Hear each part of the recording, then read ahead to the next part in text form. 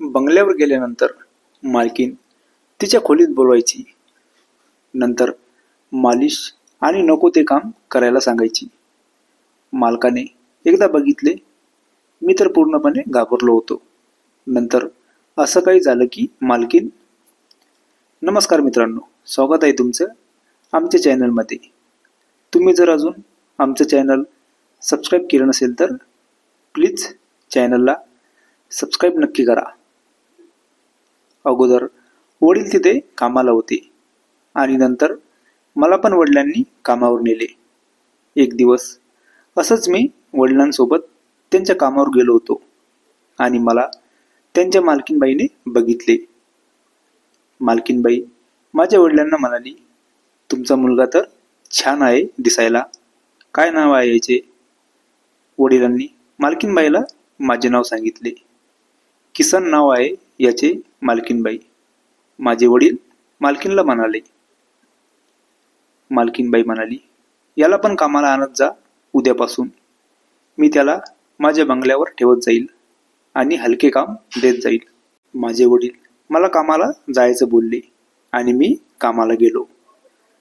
त्यांना पण थोडी मदत होईल कारण ते एकटेच कमावणारे होते घरामध्ये. मी आता कामाला त्यांच्यासोबत गेलो.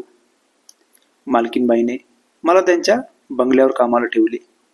मला तर अगोदर काहीच कल्पना नव्हती की मालकीनबाईने मला का बंगल्यावरचं काम लावले, कारण बंगल्यावर तर काही काम नव्हते. बंगल्यावर दिवसभर फक्त मालकीनबाई राहायची एकटीच.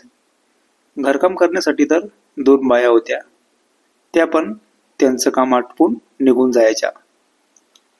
त्यांचं घरकाम लवकर होत असे, नंतर तर काही काम राहत नव्हते.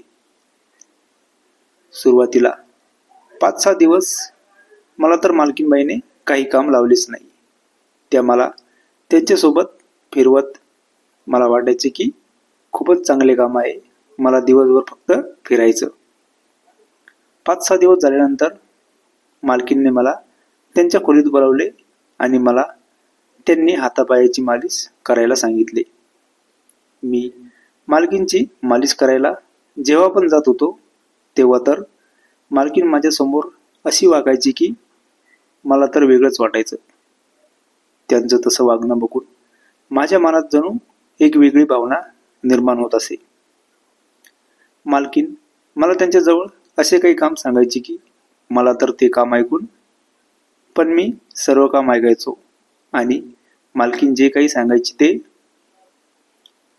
एकदा तर मालिश करताना असं काही घडलं होतं.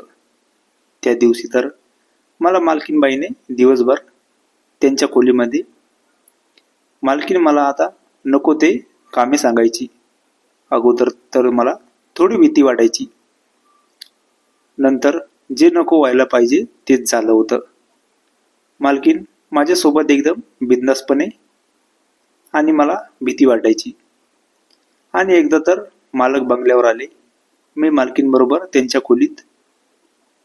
मालकाने बघितल्यावर मी तर पूर्णपणे घाबरलो आणि आता काय होणार याचा विचार मी करू लागलो. मालकीनने मला बाहेर जायला सांगितले.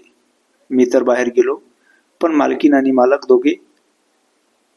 थोड्या वेळाने मालकीन बाहेर आली. मालकीनकडे बघून असं वाटलं की मालक त्यांना काही बोललेच नाही. मालकीन मला म्हणाली, तू उद्यापासून नको येऊ बंगल्यावर. ही कथा पूर्णपणे काल्पनिक असून वास्तविक जीवनाशी काहीही संबंध नाही. ही कथा फक्त मनोरंजनासाठी आहे. मित्रांनो, कथा आवडल्यास चॅनलला सबस्क्राईब करा. धन्यवाद.